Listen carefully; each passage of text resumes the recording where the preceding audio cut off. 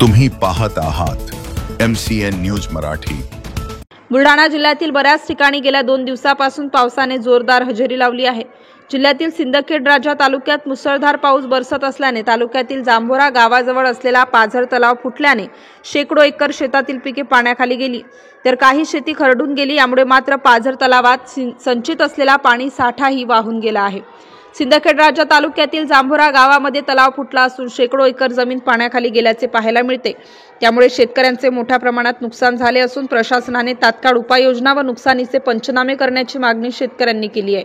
मागील 2-3 दिवसापासून तालुक्यामध्ये मुसळधार पाऊस पडत असल्यामुळे परिसरातील नदी नाल्यांना महापूर आले असून शेती पिकांचे मोठ्या प्रमाणात नुकसान झाले आहे।